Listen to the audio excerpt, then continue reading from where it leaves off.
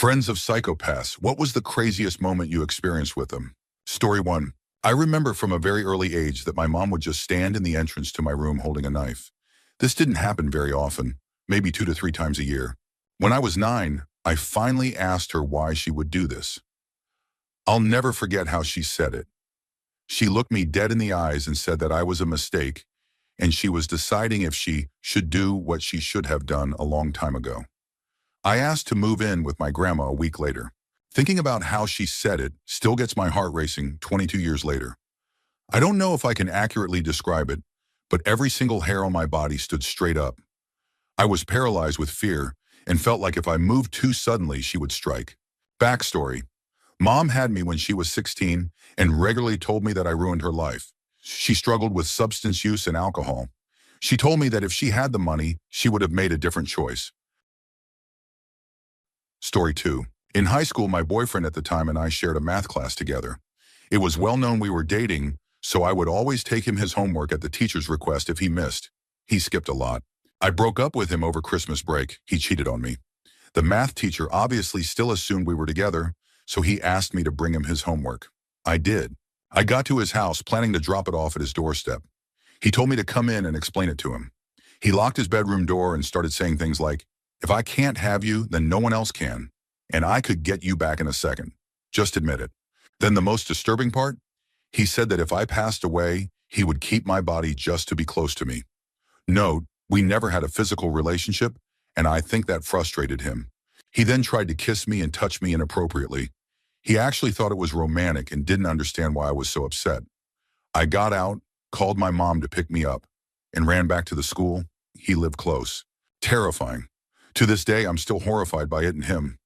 Last I heard, he was trying to be a magician, looks like a cult leader, and has been in and out of psychiatric facilities. Story 3. I've been longtime friends with someone with sociopathic tendencies. He is honestly like my brother. We have developed a relationship where I act as his moral compass, but it doesn't always work.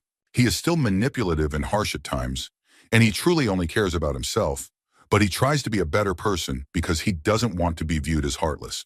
That being said, my most disturbing moment with him was when he told me about watching someone nearly lose their life.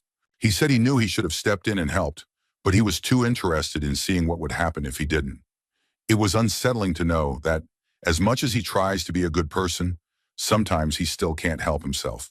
Story 4. My sister has strong narcissistic and manipulative traits. It took me years to recognize this and stop rationalizing it. I'm a diabetic and have experienced medical emergencies. During the last one in 2015, after a year of no contact, she showed up at the hospital saying I had told her that my wishes were, "Do not resuscitate." About 12 of my friends contradicted her immediately, and I woke up 3 days later on my own. If my condition had worsened during that time, there would have been a lot of gray area regarding whether they were allowed to revive me. About 4 months later, she took out a life insurance policy on me and asked me to sign it. I said no. I no longer speak to her. Oh man, this post gained a lot of attention. I should add that I now have very clear wishes, legally notarized, and copies are kept with my doctors and trusted friends. She's not going to get the chance again. Thank you all for being concerned. It's really great advice for anyone in a medical situation to be prepared, just in case. Story 5. I dated someone who I now believe had sociopathic traits. The most uncomfortable thing while we were dating was that he would constantly whisper things in my ear in public, in earshot of other people, like, "Do you think I look good right now?" Or, "Do you think I'm cool?" The first few times I thought he was joking, so I laughed and he'd get angry. He wanted a serious answer. He wanted me to tell him how much I wanted him right there in front of all of our friends while they were watching and listening. I'd get lectured afterward like, "You really insulted me personally when you laughed at me in front of everyone." He could also cry on cue to get what he wanted, and as soon as he got what he wanted, it would instantly switch off, and he'd turn very serious and tell me what a horrible person I was. The instant emotional switches were disarming. When he broke up with me, I went from being his favorite person in the world to instantly at the very bottom of his list. He laughed when I cried on multiple occasions, calling me ridiculous. What's very alarming about people like him is how many people they can get on their side with their charm. None of his current friends know anything about his behavior behind closed doors. And they're all new people. All the people who caught on when we were dating are gone from his life. He has convinced his new friends that I'm the problem, because I tried to tell others what happened. So whenever I say anything about what he did, I get targeted by the new people who are now being manipulated. Also, he is completely dead in the face and eyes until you interact with him, and then it's like he becomes animated. Story 6. My uncle. We found out things in bits and pieces.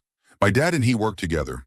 He got my dad fired by saying all sorts of lies to their boss, and then pretended to be the good guy by offering him a job in another country where he was living. Money was tight back then, and we were in a lot of debt, so Dad agreed. He took him there, gave him work, but also made him a servant to his wife and kids who also lived there. Dad was expected to cook food, wash the dishes, clean up the dining table after Uncle's family ate, and then eat himself. Dad didn't tell us until much later. According to the rules set by Uncle, he wasn't to contact us often, should mind his own business even if his daughter didn't come home all night, and keep quiet about work. Dad was miserable there, and we couldn't do much because, again, that job was a welcome relief to us. Uncle, meanwhile, would come every night to our home, have breakfast and dinner that my mom generously cooked because his family was abroad, while speaking badly about my dad in front of us. One day, I finally reached my breaking point, and I started crying because I felt horrible for Dad, who was trying so hard to make things right for us. Uncle just sat opposite me smiling. Just smiling. I'll never forget that unsettling grin on his face. Days later, Dad suddenly turned up unannounced at home. Turns out he'd been sent back to our city without any warning. Dad had no courage to tell us what happened. We realized Uncle was manipulative later. He would mentally pressure people and enjoy their misery while pretending to offer sympathy and help. He's in a powerful position, so he offers people jobs. Once they accept, he makes them entirely dependent on him. He then puts his victims under more emotional stress by threatening to cut off support or getting them fired if they disagree with him. My dad was really affected for days. He would swing from sadness to silence to anger and back. I got hurt trying to calm him down. Dad could finally regain his peace after we cut off all ties to that uncle. Last we heard, he wants to reconnect because they're brothers, but people found out what kind of person he is, so they avoid him too. Dad's like, no way. Story 7. I have a friend who's a compulsive liar. He's also mostly Scottish in heritage. Northern Scotland, where the Viking influence is. He's 6'8", 350 pounds when he's watching his weight, 400 plus when he isn't, and there is a lot of muscle to go with everything else. The lies aren't all that awful most of the time. He's known as a very entertaining storyteller, and everyone knows he'll exaggerate from time to time. But he can't keep a girlfriend.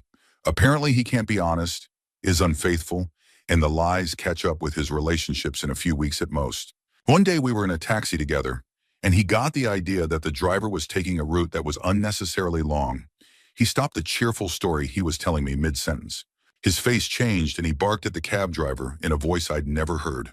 Loud, angry, and aggressive. The cab driver immediately pulled over and let us out without paying. And a good thing too. I think my friend was about to lose control. I was frozen in my seat. I felt like he might hurt someone. I was terrified. It was the last time I spent time with him, though I'd known him for 20 years. I later learned that he won't associate with someone after they've seen him snap, as one of his other ex-friends put it. Story 8. My best friend in high school had deeply manipulative traits, though I didn't realize it until later in life. He was good-looking and astoundingly persuasive. He could talk pretty much anyone into liking him. I was always a bit socially awkward and didn't have much romantic success at that age. Whenever I confided in him that I liked someone, he would immediately pursue them.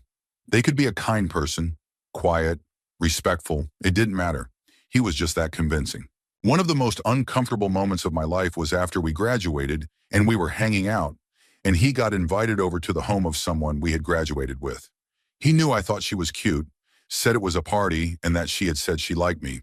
Well, we got there, and it was only her roommate, and her roommate's boyfriend, and I didn't drive. He immediately went into her room and became romantically involved with her. I was really upset and confronted him about it. Of course, he made me seem like the bad guy and told everyone that I had invited myself over and made me feel pathetic. I completely lost it and broke down crying in anger and felt ridiculous. Luckily, her roommate was kind enough to drive me home. That was how he operated. He wasn't violent, but he liked hurting people emotionally. That night was the last time I ever spoke to him. I still feel foolish for staying friends for so long. Story 9. I'm an ex-friend of someone with sociopathic tendencies. I think the moment it became clear was when we were hanging out and started arguing about me going to his house. I had left my wallet there and told him I needed to get it. He then started claiming that his parents didn't like me and didn't want me at his house. He said that since they weren't home, that would make it even worse. I kept repeating that I just needed my wallet and that he could bring it to me. He proceeded to call me selfish and a monster for arguing with him.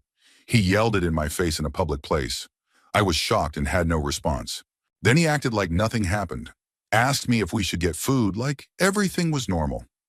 I eventually got my wallet back from him. He didn't take any money or anything, but needless to say, we aren't friends anymore. Honestly, I didn't even consider him a sociopath until I told my therapist how he manipulated me into thinking everything was my fault and how nothing I did was ever enough. She basically told me straight up that he showed clear signs of that, and it clicked. He used me just to boost his own ego. Story 10. My sister feels nothing but rage. When she doesn't feel rage, she feels literally nothing. She spends her life manipulating those around her and feeding that rage. She relentlessly mistreated me growing up.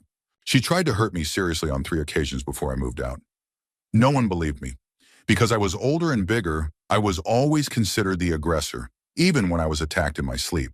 Living with her was a nightmare. The most disturbing moment between us wasn't something she did to me. It was something I considered doing to her. I'd been sent up to the crawl space to get an ornament. You could only access it from a ladder in the garage. When I grabbed it and turned around, she was at the top of the ladder staring at me. There wasn't any room for her to come up. She was just waiting there, watching. She told me to get out of the way, and I told her I couldn't. There wasn't space for both of us in the crawl space. She'd have to go back down. She immediately shifted into rage. She said she hated me and that she wasn't going to let me down from the crawl space. It was 110 degrees in there, and I was already exhausted. I remember thinking, she's at the top of a ladder, over a cement floor. I could make this stop. I'd just say it was an accident. I'm only 12. No one would convict me. As soon as I thought that, her face suddenly went blank, and she climbed back down the ladder. Story 11. I dated one. First of all, he was an adult and I was a minor. My parents cut off all contact with him, but I snuck behind their backs using a texting app. He would often text me things like, "I want to destroy you," or "I wish I could be inside you," and also told me disturbing things just to see how I would react. At one point, he broke into my room, took something personal of mine, and texted me about it. My mom found out and drove all the way to his house and confronted him. I was upset because I was 14, and this guy had convinced me I was too emotional and immature for anyone else to love but him. He also said he would harm himself if I left. But my mom was able to open my eyes by writing a comprehensive list of every manipulative and unwell thing he had done to me. I broke up with him. That wasn't all, though. For a couple of months after the breakup, he would find out where I was going and show up there. I even went out of state to a convention, and he followed me across state borders. Thankfully, my mom was there, and that was the final straw. She got a restraining order against him. To this day, I'm eternally thankful to my mom for protecting me, even if I was so angry at her at the time for trying to keep us apart. Story 12. Lots of uncomfortable moments, but a couple stand out. He had extremely violent dreams and would tell me about them in great detail. He also would say things like, "I could hurt you and no one would believe you." And he showed me where he kept the weapon he would use if I ever betrayed him. One night he pinned me down while I screamed in fear, and his parents were upstairs ignoring everything. Months later, his mom told me they knew what kind of person he was, and they were scared too, but thought I was the only good influence who might be able to change him. It's been a decade, and even writing this makes me feel nervous that he could read it and find me. I almost used an anonymous account, but he shouldn't still have that much power over me, right? The night I left, he called me hundreds of times, literally hundreds, filled my voicemail inbox with all kinds of threats, but then the next message would be apologies and begging me to come back. It was unsettling how quickly his mood would shift. I drove to stay with a friend in another city that night because I was too afraid to go home. Side note, I just want to say reading these stories has really affirmed my thoughts about a past relationship with this kind of violent, manipulative person. I felt such guilt for years, thinking I was too weak to leave sooner and that everyone probably thought I was foolish for staying so long. The shame was heavy, but reading so many similar experiences here helped me see that people in these situations aren't judged or blamed. Story 13. I think my best friend may have been one. For example, She got a job at a business she wanted to learn from, and when she had made enough money to start her own business, she wrecked her employer's van, hired away the designer, and stole all the clients. Then she paid the designer far less than promised and closed her business completely in a few months when she got bored. She also did some really bad things in her relationships that I don't want to go into. Well, anyway, she was about to ruin someone's life again, and I couldn't take it anymore, so I reported her. That's when I heard all the lies she had spread about me, that I lived with her and she supported me, that I had substance problems, that she had starred in major films, that she was prom queen. So I cut her out of my life, and after weeks of her calling and begging me to come back, I was sitting at home, looked up, and saw her standing over me. Story 14. I dated one a bit over a decade ago. He fits the description of someone with sociopathic traits more than anything else, but he was also narcissistic. We dated in high school for a little over a year. Aside from the constant gaslighting, lies, manipulation, and threats, he was basically someone who warped my thinking so badly that I believed I'd be nothing without him. Whether it was driving recklessly with me in the car when I questioned him or threatening harm to me and my family if I left, he was truly terrifying by the end of our relationship. The most terrifying moment was when he put a loaded hunting rifle in my face. He claimed he was addicted to weed. I don't think that's a dangerous substance at all, but he was so psychologically unstable that he believed he was going through severe withdrawal if he didn't use it for a day or two. One night, he decided he was going to commit a robbery to get money. I stood in his way and he pointed the weapon at me. I found the courage to break up with him a few days later, blocked him on social media, didn't answer his calls, and wouldn't open the door when he came to my parents' house. It took months for him to realize I was serious. 12 years later, and I still have nightmares about him. Story 15. I'm friends with someone who likely fits the definition of a psychopath. I'm on mobile, so I'll be brief. Not all people like him are necessarily a danger to society in terms of physical violence, instability, or irrationality. G is a close friend of mine. He has shallow morals, is manipulative, not above deceiving others financially, and can be physically intimidating when provoked. He's intense. That said, he's highly intelligent, quick to laugh, and non-judgmental. You could talk to this guy about anything. He just doesn't care. He's a lot of fun to hang out or party with because he's so unique. I trust him to be himself. He's never betrayed me, except I seemed to lose money when we went into business together. The creepiest he's been, and he knows I feel this way, is when we talk about morality in society. Essentially, he thinks people he deems weak or unintelligent, but who gets to decide that, should be removed from society. He's not discriminatory. He just believes he's superior based on intelligence, appearance, and skill. He doesn't believe everyone deserves the same opportunities. Creepy, right? I remember one conversation we had while drinking that I had to cut off because it was going nowhere. He won't change. He doesn't empathize. That said, he's still a practical person. He's not going to act on his darker thoughts. They're not useful to him. He likes making money and doesn't mind tricking people. A businessman. Strategic, he exists for profit. That said, he'd help me out of any kind of difficult situation, mostly for fun. He gets bored easily and understands he needs people. He likes me because I'm interesting, and he sees me as being on his level. We've spoken openly about his traits because I find it fascinating. We've been friends for 7 years, close for 3 years before he moved to another city. I stayed at his house in 2016 for a couple of weeks. Story 16. This is a moment I still think about from time to time, though it's nowhere near as bad as some others in this thread. When I was a kid, this girl hit me, kicked me, randomly lied to get me in trouble, and tried to lock me in rooms when she attacked me on numerous occasions. But none of that really scared me after a while. Yes, she was aggressive, but I was about the same size so I could fight back. But there was this one time. We were getting along fine that day. She was being nice and fun. We were playing games together, and it was a good day. She told me earlier that she'd been sharpening sticks when she was bored, which for some reason didn't seem strange to me back then. After a while, we ended up playing with those sticks. I can't remember what we were doing. I think we were just drawing or digging in the dirt. Time passed. Everything seemed fine. Then she looked over at me and something changed. I don't know what it was, but I felt like something was suddenly very wrong. The second she started moving toward me, I ran. She chased me with one of those sharpened sticks, and I'm 100% confident she was going to stab me. Now it was still just a stick. Looking back, it probably couldn't have done serious harm. but it could have left some bad cuts, and I have no doubt she would have done it if she'd caught me. She had hurt other kids before, even with scissors. Eventually, her parents stopped her, and her aggression just switched off, like a light, back to being a regular kid. I think that's what disturbed me most, the way she went from totally normal to terrifying, and then back, just like that. Story 17. So this is going to be a little long, but I am 99% sure my boyfriend's brother shows strong sociopathic traits. His sense of humor and interests are disturbingly dark. Not joking. Dark. As a child, he harmed small animals, which is a well-known early warning sign.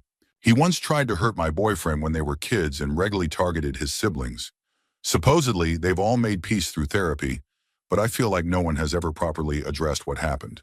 Everyone enables him because they're afraid of upsetting him.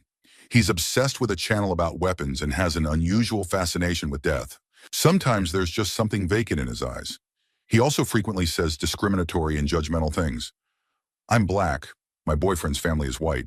There were 2 moments that seriously shook me and made me promise myself that if I have kids, he will never be left alone with them. Incident 1. He described a scene at his job where he was cleaning out an apartment and found something disturbing.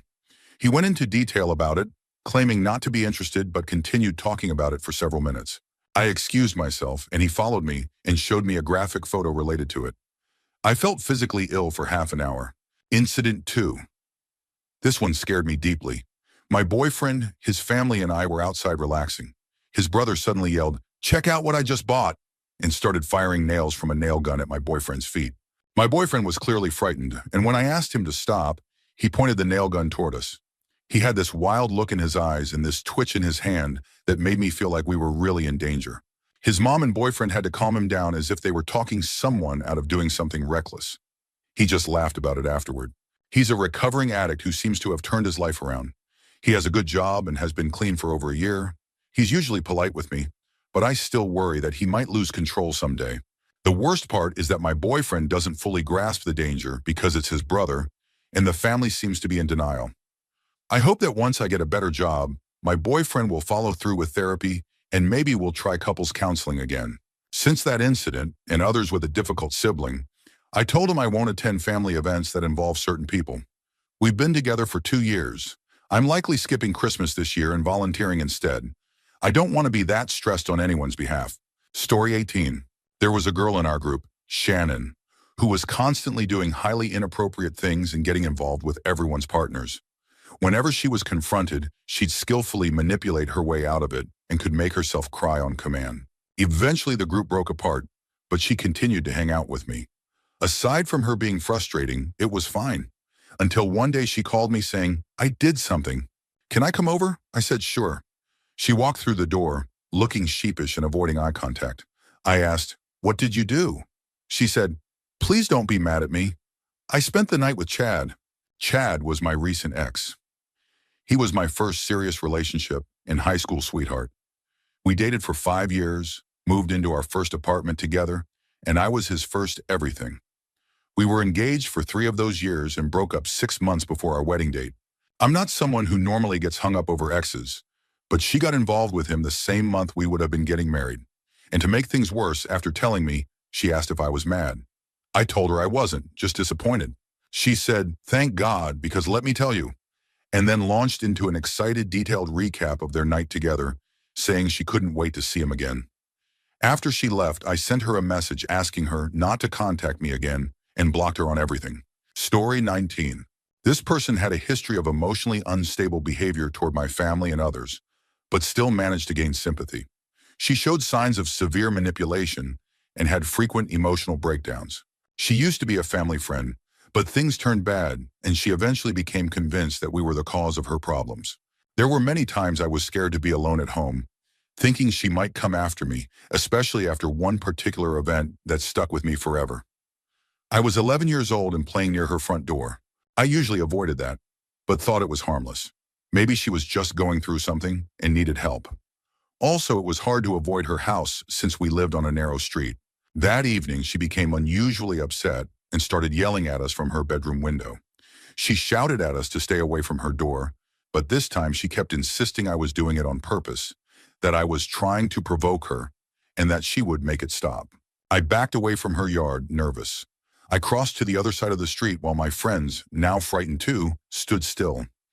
I couldn't understand why she was so fixated on me. Other kids played near her house all the time. She kept yelling at me to stop, even though I was now far away. Then she opened her front door and said, "Give me the football." And I noticed she was holding a large kitchen knife. I refused and stepped back. She came out further and repeated, "Give me the ball." I walked faster, thinking that if she ran, I could outrun her. I was small and quick. But then she started sprinting, knife in hand. What terrified me was how fast she was, despite having asthma. I kept running, and she somehow kept up. I kicked the ball into a nearby yard and tried to believe she'd stop, but she kept coming. I scaled a garden fence and hid in a hedge, listening to her breathe heavily nearby for what felt like half an hour before she finally left. Of course, no one believed me. They thought it couldn't have happened in our neighborhood. I was just a kid, and people assumed I had imagined it. Story 20. I've worked with individuals on the psychopathy spectrum, as well as a few diagnosed with antisocial personality disorder, commonly referred to as sociopathy, in my field of study over the last 10 years. Most were inmates at the state penitentiary, many of whom I formed cautious friendships with during and outside of work. To be honest, most of the public confuses psychopaths with sociopaths when the difference is fairly clear. We often say you'll know a sociopath when you meet one. I'm using he, since about 98% of those diagnosed with ASPD are male. But you've probably met several psychopaths in your life without even realizing it. Of the people I've met, researched, interviewed, and known socially, the only ones who truly stood out as awkward were the ones with ASPD. By definition, it affects their social behavior. They have little to no empathy or moral compass, so their ability to read things like body language, tone, or emotions is either very weak or absent. The most uncomfortable one I met was someone I interviewed for my dissertation. He had mild symptoms and was clearly trying hard to appear normal, which only made the interview harder. He was so focused on acting like a regular person that it made me feel uneasy. The whole experience was awkward. It's not the most dramatic story. Sociopaths can be difficult to interact with because they disregard others' rights, often in aggressive ways, but at least they're readable. Their behavior, while troubling, is deeply human in the sense that it reflects impulses many people suppress. They just lack the filter. Psychopaths, however, aren't really awkward in my experience. My interactions with them have either been extremely pleasant or deeply unsettling. It's like something crucial is missing. Story 21. My ex-girlfriend was diagnosed with ASPD/secondary psychopathy, and I never suspected anything at first. But there were a few odd things about her. Like her delayed emotional reactions, she would wait to see how others responded before reacting herself. One of the most unexpected traits was how quickly she could shift from calm to angry if she felt betrayed by someone close. For example, near the end of our relationship, I told her that I no longer loved her. In the next second, she was chasing me with a metal object, furious. But the most uncomfortable moment was seeing her complete lack of concern for others. One day while we were out with our bikes, I noticed a man in a ditch who was bleeding. When I wanted to help, she told me we shouldn't stop because it would ruin our outing. I still helped him and called emergency services. It turned out he had simply fallen, but I'll never forget her reaction, like it wasn't worth her time. Story 22. My boyfriend has antisocial personality disorder, ASPD, the clinical term for what is often referred to as sociopathy or psychopathy. I truly believe we have a healthy relationship and that I am completely safe with him. He has never threatened me or made me feel unsafe. He endured severe physical and emotional abuse growing up, though he says he hasn't felt empathy for as long as he can remember. He does have a history of emotional outbursts, but most of it is internalized, like hitting walls or testing his pain tolerance. He can be manipulative, ego-driven, and quick to anger. The most difficult part is that he often has thoughts about harming people. It's not about who or why. These thoughts just happen. When we walk together, he'll whisper something vague, and I know he's in one of those moments. He even expressed guilt about not confronting someone who hurt him in the past. I honestly don't know if he would ever act on those thoughts. That said, I've seen him try hard to manage behaviors that others find inappropriate. He's become less manipulative, more in control of his temper. While some thoughts may seem alarming, they feel normal and justified to him. It's painful to watch someone struggle to be accepted as normal when their brain simply works differently. He doesn't deserve automatic judgment, and he's earned my trust. Story 23. Okay, Reddit, I know I'm late to the party and no one may care, but the amount of confusion in this thread is bothering me. Terms like psychopath and sociopath, used to describe people who lack empathy, act unpredictably, or are driven by self-interest, are actually under a broader diagnosis called antisocial personality disorder. A psychopath is typically born that way. Like someone with autism or another neurological difference, their brain is wired differently from the start. Unless raised in harmful environments or if they lack intelligence, actual psychopaths often go undetected. You've probably encountered one and didn't know. They're very good at blending in. Sociopaths, a term not formally used in clinical diagnosis, but still widely understood, usually develop their behavior due to early life circumstances. While not as rare as psychopathy, it's still uncommon. Sociopaths often function in society by finding roles or professions that suit their behavioral patterns. To be formally diagnosed with APD, someone has to be honest and cooperative, traits people with APD generally lack. It's more common to see individuals with overlapping symptoms from other conditions like mood disorders or substance use. A person dealing with mental illness, whether it's bipolar disorder, borderline personality, or schizophrenia, can have moments of intense behavior that resemble APD traits. Addiction alone probably accounts for many stories in this thread. Also, delusional behavior usually doesn't point to psychopathy or sociopathy. People with APD tend to see the world very clearly. It's their response to it that is different. And finally, narcissistic personality disorder is distinct from APD. Some people may have both, but they're not interchangeable. Story 24. I dated a girl senior year of high school who was diagnosed with schizophrenia. She was wonderful, and I still think about her often. When she started birth control, her medications had to be adjusted, and for about 2 months, things weren't quite right. She would break down crying mid-conversation, tell me she couldn't feel anything. It was like a constant fog around her. It was heartbreaking. I gave her all my time because she deserved love and care, and I began staying over regularly. One night, everything seemed fine. Nothing unusual. We cuddled and went to sleep. I woke up around 1 a.m., and she wasn't in bed. I figured she had gone to the bathroom and rolled over. I then heard the door open and looked up. She was walking toward me with a knife in her hand, held like something out of a horror movie. I quickly realized she was sleepwalking and remembered hearing somewhere that waking someone in that state, especially someone with schizophrenia, can go very badly. I'm not sure if that's true. I just saw it in a movie. So I quietly slipped out of bed and left. The next morning I told her my dad had called and I had to leave early. I never told her what happened because I didn't want to embarrass her.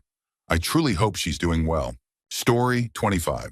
I don't know if he exactly qualifies as a psychopath, but an old roommate of mine always had a tendency to escalate any argument to something extreme. It would usually start gradually, but almost every time it ended with him saying something like, "Then I might as well dedicate my life to getting revenge, because mine is already ruined." He had medication that helped him stay balanced, but his attitude at the time was that meds were only for the workday. He didn't keep up with his dose in the evening or on weekends. That said, even when he was on medication, he firmly believed that if you don't at least have a plan for self-defense or control over a situation, you're opening yourself up to weakness. When I had enough, another roommate and I sat him down and said, "Look, it's your choice when to take your meds, but your behavior at home is becoming unacceptable. We'd like you to either find a new place or stay consistent with them here." He chose to stay on his meds, and I think it really helped him overall. Story 26. My ex-husband struggled with alcohol and was very strict in his beliefs. One night, when our son was around 6 weeks old, he drank an entire bottle of white rum by himself. He was 9 years older than me and raised with the mindset that the husband is always in charge and the wife must comply. That night, he came into our bedroom while I was sleeping and initiated intimacy. I told him no, that I wasn't in the mood and had been resting. He said, "You don't get to say no, you're my wife now." We had only been married for 3 months, a marriage strongly encouraged by our families. I had to physically push him away. We ended up yelling, and he eventually left the room. I was scared and didn't know what to do. It was 2 a.m. He was heavily intoxicated and very strong. I searched for him and finally saw him sitting silently in the dark in our son's room, holding the bottle and staring at the crib. He calmly said, "You'll never take him away from me. You'll never leave." I managed to sneak the house phone into the bathroom and called his father. He asked me to give the phone to him so they could talk.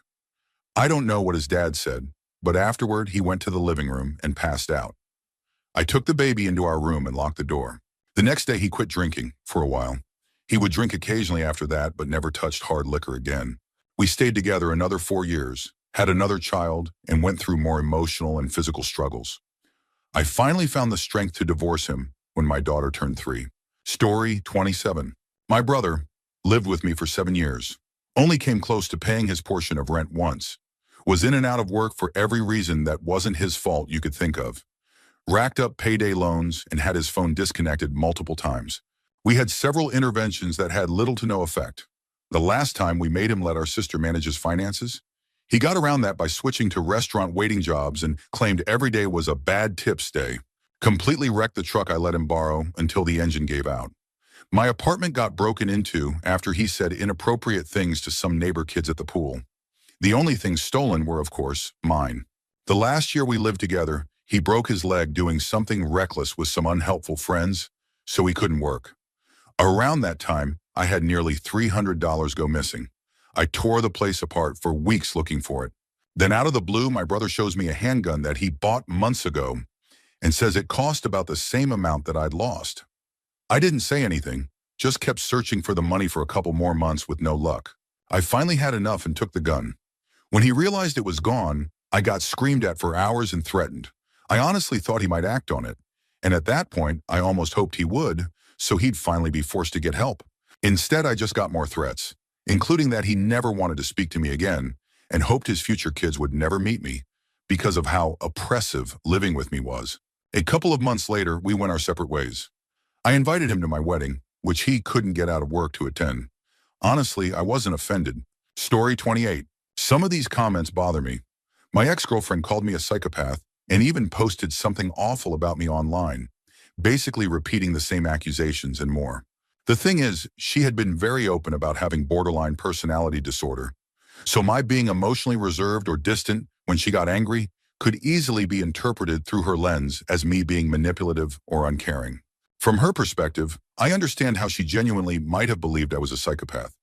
There was also the situation with our mutual friend who took my side after the breakup. It made things look like I was influencing her, even though I told that friend she didn't have to choose sides and should still be friends with both of us. She chose not to stay in contact with my ex, and I understand why. Anyway, being labeled with something like that is really painful. It made me feel depressed and insecure. I even started doubting myself when she compared me to the worst kinds of people. It's not a label you forget easily. Story 29.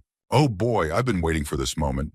One of my best friends from the past 7 years, not so much anymore because of how manipulative he turned out to be, always had this habit of getting people to do things for him without being upfront. Hey, want to come over and play a game? Would turn into me helping him clean his bedroom for 6 hours. He'd also give this unsettling stare and empty smile when he didn't get his way. If you disagreed with him, he'd just stare silently until you gave in. It was always his way or nothing. The worst part is that, while I am genuinely happy for him, he's now very successful. But honestly, he can be incredibly self-centered. Another friend I met a couple of years ago does similar things. He gives off that same strange stare and smile. He's very charming and seems to attract friends easily, but only if they can help him somehow. He'll act like your best friend if you can boost his grades or open doors for him, but if you don't do what he wants, he'll be passive-aggressive and eventually disappear. Sometimes he'll give you great opportunities. Other times he'll hide them from you or take them away completely if you aren't useful to him. But he's fun, a good listener, and honestly enjoyable to be around in casual settings. Both of them will do nice things for you, but it always comes with an expectation. They're generous only to build up credit to demand something in return later. It frustrates me that both will probably go far in life, since our society tends to reward behavior like theirs, but I guess that's just how things are sometimes. Story 30. When I was 17, my dad and I were driving the 4 hours from our small town to the nearest major airport to pick up his parents. He and I didn't really talk much, especially after he once gave me a speech when I was 12 about how he believed my mom and sisters were automatons who don't really think. Anyway, I tried bringing up a few topics: school, his work, video games. Finally, he starts talking about a specific spot on the road, saying he knew you could hide a body there pretty easily. 2, even. And while your grandparents have a lot of money, if they keep traveling like this, there won't be much left to inherit. He continued with that kind of talk for a couple of hours. It was unsettling, But this is the same guy who once said that men in certain legal cases get shorter sentences than women, so I assumed he was just being dramatic. Then on the way back, he actually pulled over near the place he mentioned earlier. When his mom asked what was wrong, he said he felt like he was going to be sick.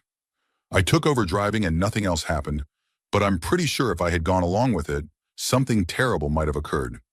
Sometimes I still wonder if that spot held more secrets. Story 31. I had a best friend named Crystal, and at the time we were like sisters.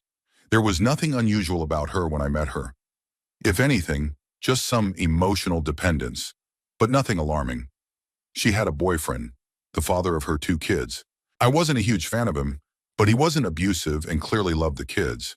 Then suddenly she moved with their 2-year-old son to Florida while 8 months pregnant. The move happened in just 1 week.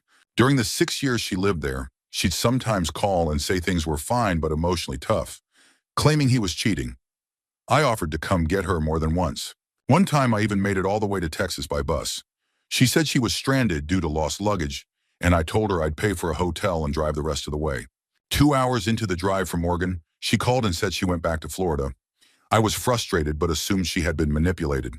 About a year later, she suddenly returned to town without telling me. A week passed before she finally called. I was shocked but excited to see her. I offered to help with everything: housing, transportation, work.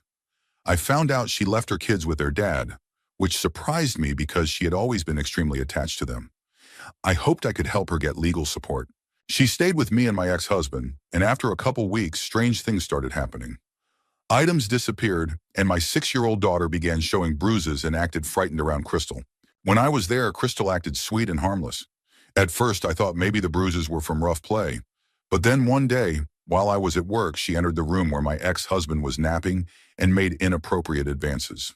He thought it was me at first, but when he realized it was her, she didn't stop. He was extremely upset. I didn't believe him at first, but his seriousness made me confront her. She admitted to everything and said she thought we should be in a polygamous relationship. I was shocked. I told her to leave. I later called her ex, Carl, to ask what had really happened. He explained that she had been struggling mentally for a while. He shared reports that confirmed she had episodes where she became aggressive, including harming her child during a meal. Police were involved, and she had been hospitalized multiple times for evaluations. She had hidden all of this from me. It wasn't until her behavior escalated and she crossed personal boundaries that I understood the truth. I was in denial. I had spoken so highly of her, and it was painful to accept what she had become. I cut ties and it still hurts. I loved her very much and truly wanted to help.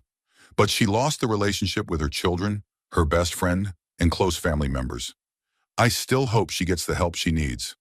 It breaks my heart that I can't have her in my life anymore because of how unsafe and toxic the situation became.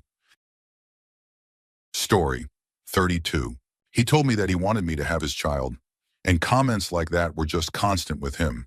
There was never a clear line between joking and being serious, and even years later I have no idea which things he truly meant. Genuine emotions didn't have any clear precedent.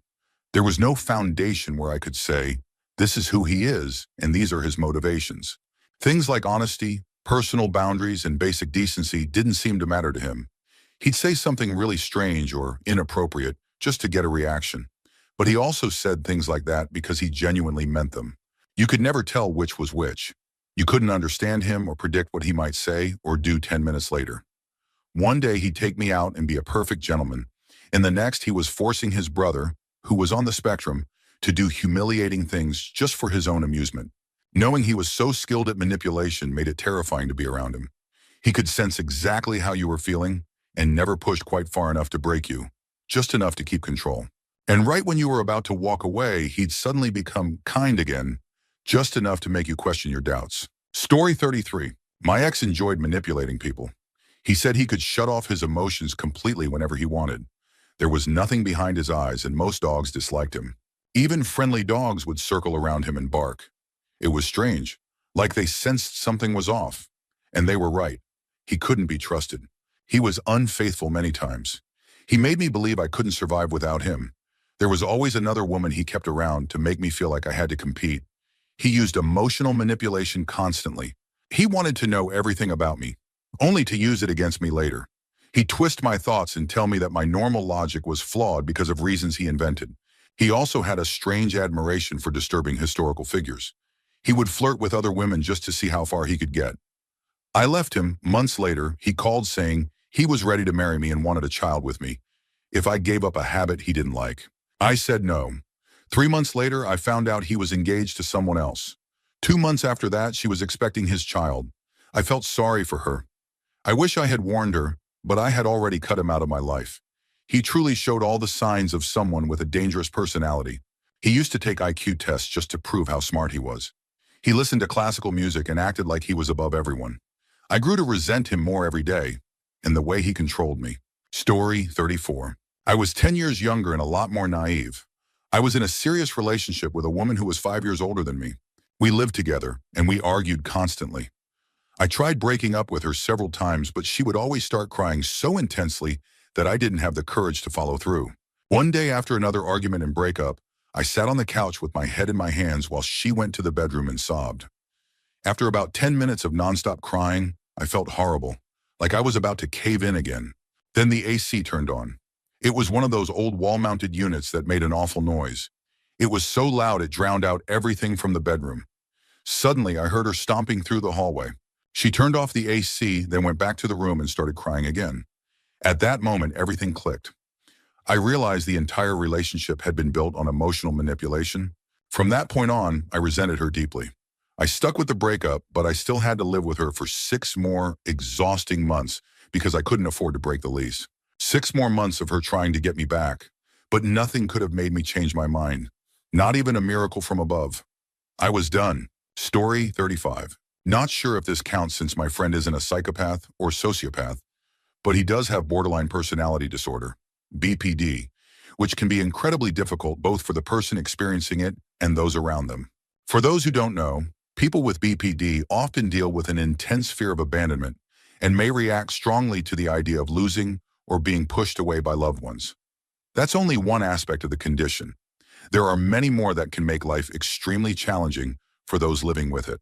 My friend took prescribed medication for his BPD, and when he stuck to it, things went well. But when he missed a dose or went off the meds, he could become unpredictable if triggered. He's 6 feet 4 inches and around 280 pounds, so it could be intimidating when things escalated. One night, we were hanging out in a city about 20 miles from our hometown, just doing typical early 20s stuff. When it came time to leave, he kept goofing around and wouldn't get in the car. Not knowing he hadn't taken his meds, I told him that if he didn't get in the car, I'd leave and he could find another ride. He got in the front passenger seat, but something had shifted in him. Somewhere along the drive, he snapped and started yelling at me for saying I'd leave him behind. Then he punched 2 fist-sized holes in my windshield. It was definitely one of the more intense and surreal moments I've experienced.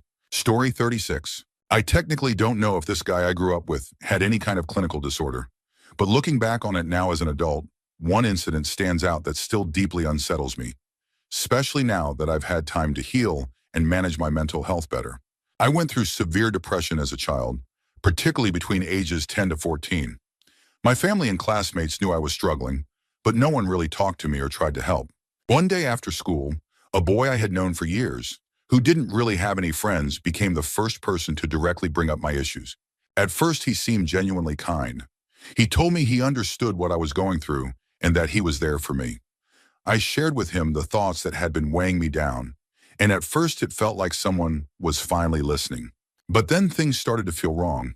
Instead of comforting me or offering real support, he began agreeing with my worst thoughts.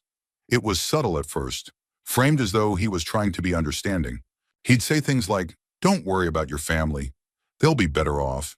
You don't need to feel bad." It was like he was encouraging me to disappear, but in a calm, almost reassuring tone. Then he said something that deeply disturbed me. He told me that if I ever did something drastic, I should contact him first, because he wanted to do something terrible afterward. We were around 12 years old at the time. Now, a decade later, I look back and feel deeply uncomfortable. I was in such a dark place that I mistook manipulation and cruelty for kindness. It still troubles me how vulnerable I was and how close someone came to taking advantage of that. Story 37. Not my friend, my husband's ex-wife. I know the ex is the villain stereotype, but she behaved in such extreme ways that even her own father gave a statement on my behalf when I filed for a no-contact order after she threatened to burn down my house with my child inside. I wasn't too worried since she lived 3 states away, but I used the messages I had as evidence. Most threats were made verbally. The first time I met her was actually the most unsettling, and not for typical reasons. She came to visit my stepdaughter, but arrived at our house while the child was still at school. She thanked me for letting her use the washer and dryer, though it was really just her way of asking. Changed into short shorts and a tank top in our hallway, used up half a bottle of fabric softener, then started asking my husband if he wanted to go look at a sinkhole in the woods near our house.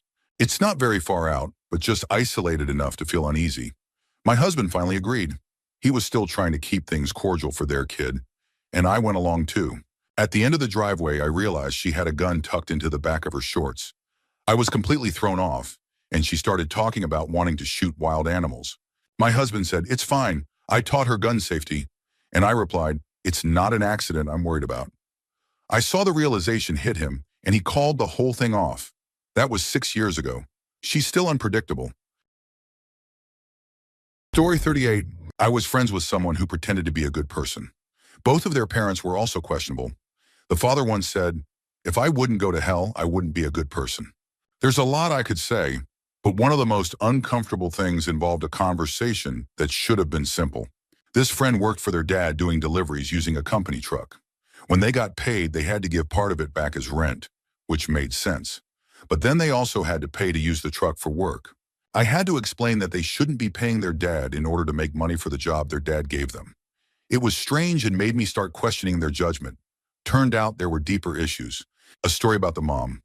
This friend ended up in the hospital in very serious condition. While they were barely conscious, their mom came in, complained that she needed money to get her nails done, stayed for 20 minutes, and then left to go shopping.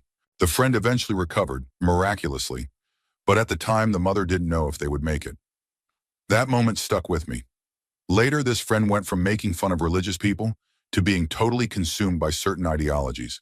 By that point, I wasn't friends with them anymore. In hindsight, there were so many signs. It's scary how often we justify behavior just because we're close to someone. Story 39. Yes, I dated someone like that when I was 18. He came across as charming and intelligent, but behind closed doors, he was controlling and emotionally harmful. One of the first red flags was when he told me he had gone for a walk late at night and threatened someone without reason. He described it in graphic detail and talked about the experience like it excited him. He said he had an unusual fascination with certain things and talked about them more than once. He also had a strange obsession with my sister. He would describe in disturbing detail what he wanted to do to her and laugh when he saw how uncomfortable I became. Eventually, he started locking the bedroom doors at night and slept with a large knife under his pillow. He barely slept at all, which made it nearly impossible for me to rest. I never felt safe. One night, he told me I'd have to choose between him and my family, that I couldn't have both. That was the last straw. I told him I needed to get something from my parents' house, and I never went back. Story 40. Not my friend, but my ex. I was very insecure back then, and he was attractive. Things were good at first, so I ignored some early red flags because I thought I loved him, and I believed he loved me. The first time I felt truly uncomfortable was when he spent 2 hours venting about how much he hated his mom and stepdad. He described in disturbing detail all the ways he imagined hurting them. It made me feel sick to my stomach. Still, I brushed it off. 2 years later, I had his child. Soon after, the emotional harm turned into physical confrontations. It nearly cost me everything. That's when I finally left. Don't ignore warning signs. Don't convince yourself that love should come with pain. If someone's behavior goes against your core values, don't overlook it. Walk away while you still can. Story 41. Met this guy in college and there was never any, "I think this guy is going to hurt me" moment, but his pattern was to gain attention and financial help by pretending to be vulnerable. He would fake medical issues, tell me his mother was unkind and that he was scared to go home, and claim she had taken his money so he couldn't afford food. The moment that really made me uncomfortable and gave me my first serious, "this guy should not have access to my home" realization was when he supposedly passed out in my living room. I went to get my phone, thinking he might need medical help, and as I re-entered the room, I caught him watching me. His eyes were open. He quickly closed them again when he realized I had seen him, then started to come to. That gave me pause. He had been watching to see how I would react.